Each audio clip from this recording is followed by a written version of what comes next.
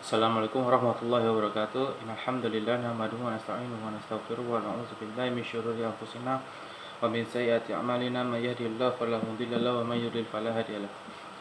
Asyhadu an la ilaha illallah wahdahu la syarika lahu wa asyhadu anna Muhammadan 'abduhu wa rasuluhu amma ba'du. Baik, nama saya Ibnu Zakian, NIM 2020 G1A026. Kelas semester 3 kelas 3A. Baik, pada hari ini saya akan mempresentasikan beberapa tema yang berkaitan dengan mata kuliah bimbingan konseling. Baik, di sini ada sekitar 6 atau 7 tema yang akan dibahas. Yang pertama yaitu apa sih definisi atau pengertian bimbingan konseling.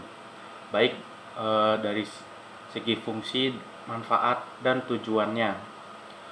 Lalu tema yang kedua yaitu tentang pelayanan BK di sekolah.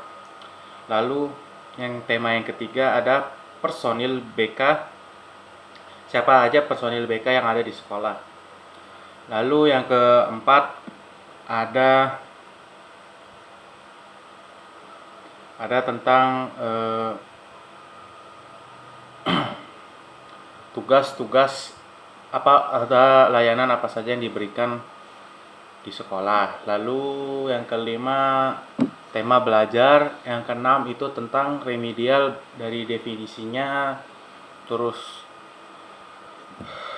tujuannya, strategi dan tekniknya, lalu tentang evaluasinya.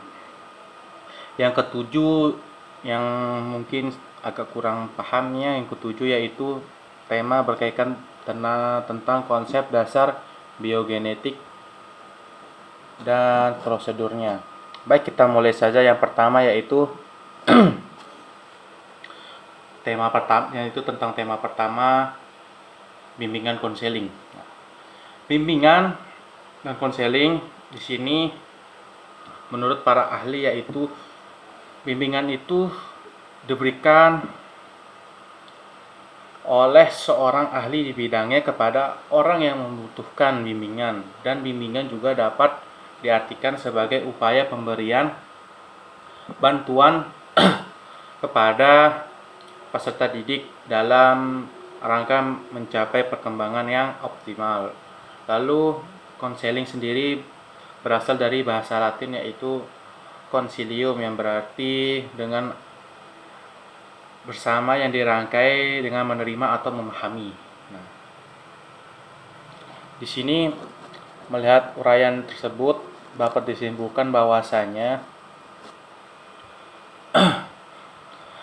pengertian bimbingan dan konseling yaitu serangkaian kegiatan berupa bantuan yang dilakukan oleh seorang ahli pada konseling atau peserta didik dengan cara tatap muka, baik secara individu atau beberapa orang, dengan memberikan pengetahuan tambahan atau mengatasi permasalahan yang dialami oleh peserta didik atau konseling tersebut dengan cara terus-menerus dan sistematis. Nah, bimbingan dan konseling ini memiliki tujuan, yaitu tujuan umum dan tujuan khusus. Nah, tujuan umumnya yaitu membantu individu agar dapat mencapai perkembangannya secara optimal sesuai dengan bakat, kemampuan, dan minatnya. Sedangkan tujuan khususnya yaitu bimbingan dan konseling langsung terkait pada arah perkembangan si peserta didik kita atau klien kita, dan masalah-masalah yang dihadapi. Dengan tujuan khusus itu merupakan penjabaran tujuan-tujuan umum tersebut. Nah, jadi kesimpulannya adalah bahwasannya tujuan dari bimbingan konseling semuanya mengarahkan kepada peserta didik agar dapat dididik lebih memahami dirinya sendiri, baik dengan dari kekurangannya maupun kelebihannya, agar siswa atau peserta didik dapat memahami tentang minat dan bakatnya sendiri. Nah, lanjut kita ke selanjutnya, yaitu tema yang kedua yaitu jenis atau layanan bimbingan yang ada di sekolah. Nah, pelayanan konseling di sekolah atau merupakan usaha membantu peserta didik dalam mengembangkan kehidupan pribadinya, baik kehidupan sosial dalam kegiatan belajar, serta perencanaan dan pengembangan karir. Nah, pelayanan konseling juga memfasilitasi pengembangan peserta didik tersebut secara individual, kelompok, atau klasikal. Nah, sesuai dengan kebutuhan, potensi, bakat, minat, dan perkembangan kondisi serta peluang-peluang yang dimiliki oleh si peserta didik tersebut. Nah, pelayanan ini juga membantu mengatasi kelemahan dan hambatan serta masalah yang dihadapi oleh peserta didik. Nah, di sini ada beberapa jenis layanan konseling yang diberikan di sekolah. Saya akan bacakan beberapa, yaitu ada layanan orientasi, informas, penempatan diri, dan penyaluran. Lalu ada layanan penguasaan konten, lalu pelayanan konseling perorangan, bimbingan kelompok, dan konseling kelompok. Lalu ada layanan konsultasi dan mediasi. Nah, saya akan menjelaskan beberapa saja jenis layanannya, yaitu kita mulai dari yang orientasi dulu. Nah, orientasi ini merupakan layanan yang membantu peserta didik dalam memahami lingkungan barunya, terutama lingkungan sekolah dan objek-objek yang akan dipelajari oleh si peserta didik tersebut, untuk menyesuaikan diri serta mempermudah dan memperlancar si peserta didik kita di lingkungannya yang baru. Lalu ada si layanan informasi, yaitu layanan yang membantu peserta didik agar dapat menerima dan memahami berbagai informasi tentang diri, sosial, belajar, karir, dan pendidikan lanjutan yang akan dia lalui nanti. Lalu ada di sini layanan berupa konsultasi, yaitu layanan yang membantu peserta didik dan dalam memperoleh wawasan, pemahaman, dan cara-cara yang diperlukan yang perlu dilakukan dalam menangani kondisi atau masalah yang dialami oleh si peserta didik kita. Lalu yang terakhir ada mediasi, yaitu layanan yang membantu peserta didik menyelesaikan permasalahan dan memperbaiki hubungannya. Misal dia ada berantem sama temannya, itu kita bisa melakukan dengan cara mediasi. Lalu personil layanan BK yang ada di sekolah. Nah, personil layanan BK di sekolah itu sendiri ada sekitar 6 orang. Yang pertama sudah pasti, yaitu kepala sekolah. Nah, kepala sekolah ini tugasnya itu sudah jelas sebagai penanggung jawab kegiatan pendidikan secara menyeluruh. Nah, khususnya di dalam bimbingan dan konseling, tugas kepala sekolah yaitu mengkoordinir segenap kegiatan yang diprogramkan dan berlangsung di sekolah, sehingga pelayanan pengajaran, latihan, dan bimbingan konseling merupakan satu kesatuan yang terpadu, harmonis, dan dinamis. Nah, di sini tugasnya juga yaitu adalah menyediakan prasarana baik berupa tenaga dan berbagai kemudahan bagi terlaksananya pelayanan bimbingan konseling yang efektif dan efisien tentunya. Lalu personil yang kedua yaitu wali kelas. Nah, wali kelas atau biasa yang megang kelas itu tugasnya itu membantu guru pembimbing melaksanakan layanan BK. Lalu membantu memberikan kesempatan dan kemudahan bagi siswa, khususnya siswa yang atau kelas yang dipegangnya. Dan dia juga bertanggung jawab untuk mengikuti layanan bimbingan dan konseling.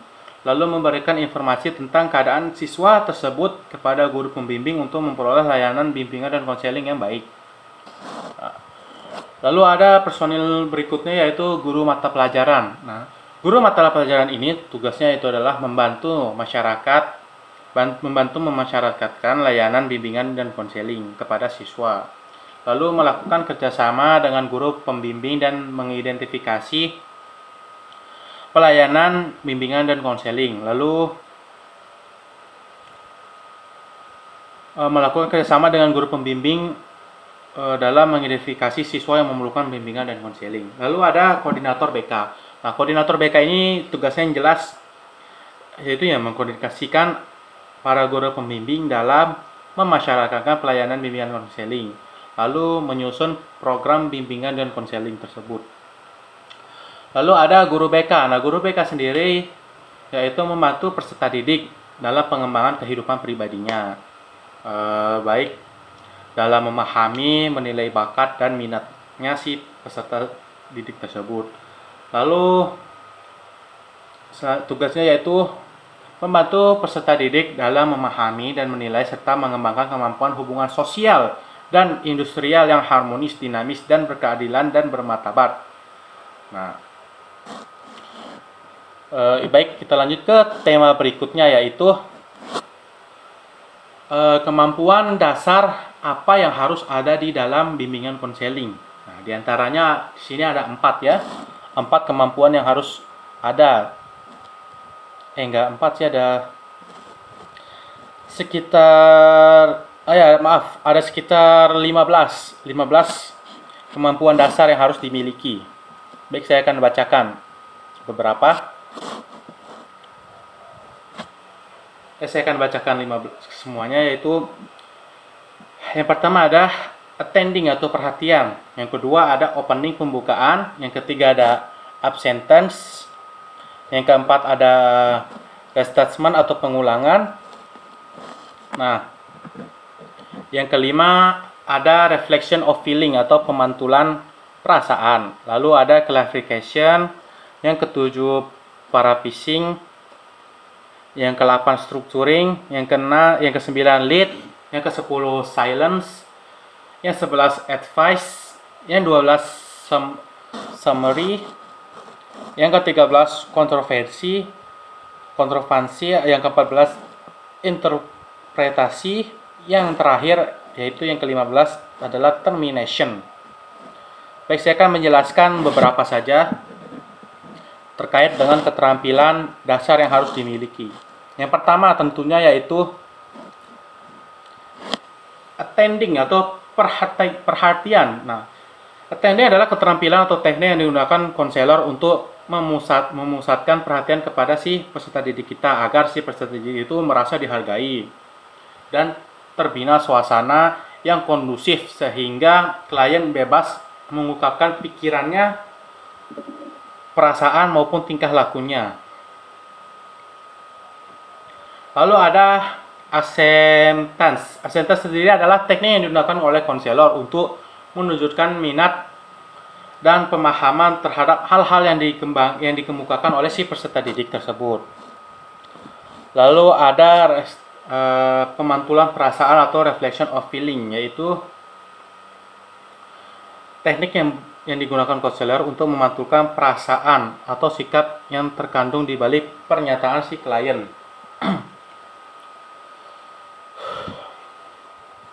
Lalu yang ke-8 itu adalah silence atau diam.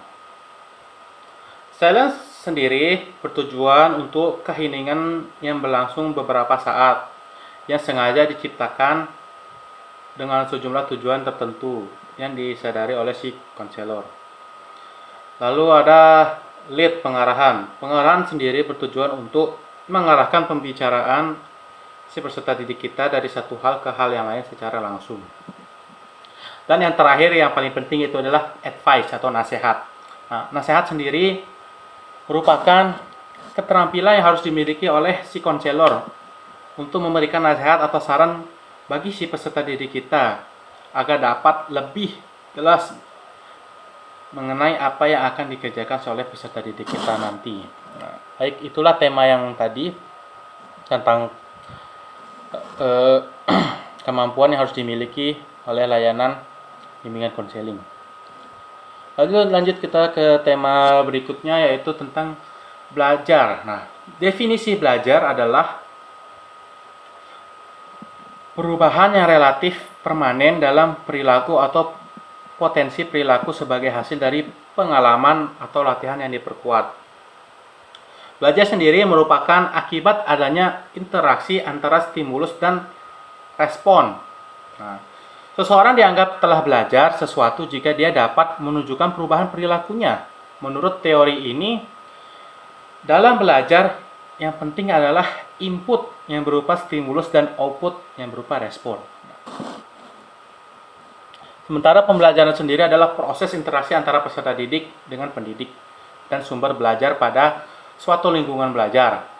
Nah, pembelajaran merupakan bantuan yang diberikan pendidik agar dapat terjadi proses pemerolehan ilmu dan pengetahuan serta pembentukan sikap dan kepercayaan pada peserta didik. Dengan kata lain, pembelajaran adalah proses untuk membantu peserta didik agar dapat belajar dengan baik. Kita lanjut ke tema selanjutnya, yaitu tentang remedial. Bismillah.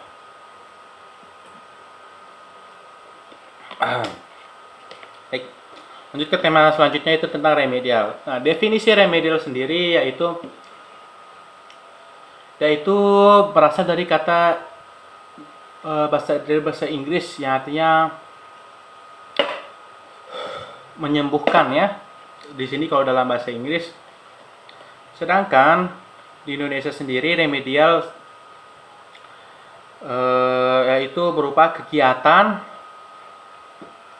remediasi yang digunakan bersama-sama yang merujuk pada suatu proses membantu siswa dalam mengatasi kesulitan belajar, terutama mengatasi miskonsepsimisme yang dimiliki.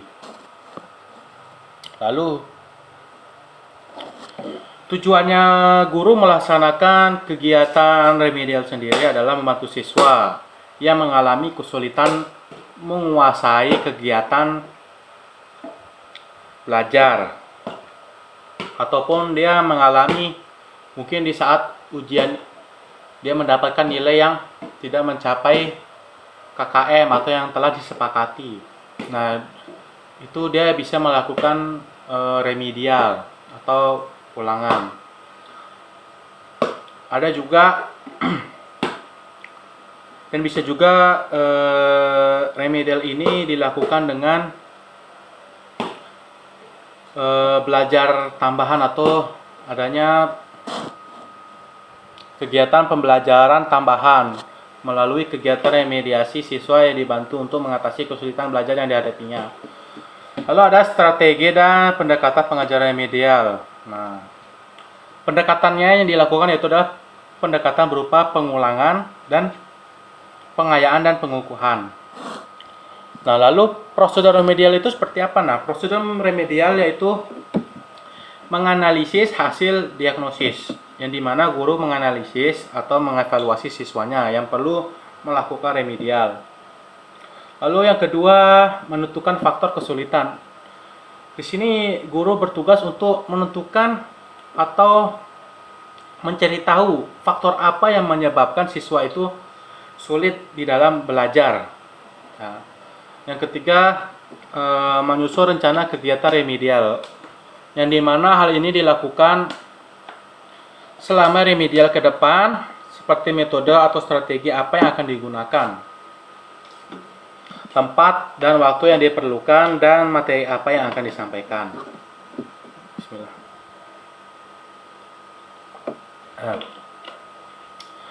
Lalu yang terakhir ada menilai kegiatan remedial, yang dimana guru ini memberikan penilaian terhadap remedial yang telah dilakukan siswa dalam rangka melihat kemajuan siswa tersebut. Jadi apakah siswa kita ini sudah paham apabila telah melakukan remedial tersebut, atau dia sudah bisa memperbaiki nilai-nilainya yang mungkin masih kurang di bawah KKM. Dengan melakukan remedial dia bisa mendapatkan nilai yang lebih bagus intinya. Lalu evaluasi sendiri, yaitu evaluasi di sini ada 4. Yang pertama adalah evaluasi formatif, yang dimana penilaian yang dilakukan pada akhir program pembelajaran untuk melihat tingkat keberhasilan dan proses pembelajaran itu sendiri. Lalu ada evaluasi sumatif, yaitu penilaian yang dilakukan untuk keperluan penentuan angka kemajuan dan hasil belajar siswa tersebut. Lalu ada evaluasi diagnostik, yang dimana penilaian yang dilakukan bertujuan untuk mengetahui kelemahan-kelemahan peserta didik serta faktor penyebabnya. Lalu ada evaluasi selektif. Yang evaluasi ini bertujuan untuk memilih siswa yang paling tepat sesuai dengan kriteria program kegiatan tertentu. Lalu ada evaluasi penempatan. Evaluasi yang ditujukan untuk menempatkan siswa dalam situasi belajar atau program pendidikan yang sesuai dengan kemampuannya. Baik. Itulah beberapa tema yang bisa saya sampaikan pada video ini. Walaupun ada tema yang terakhir itu memang belum pernah dibahas, yaitu tentang konsep dasar biogenetik dan prosedurnya. Mungkin saya akan menjelaskan beberapa yang saya tahu.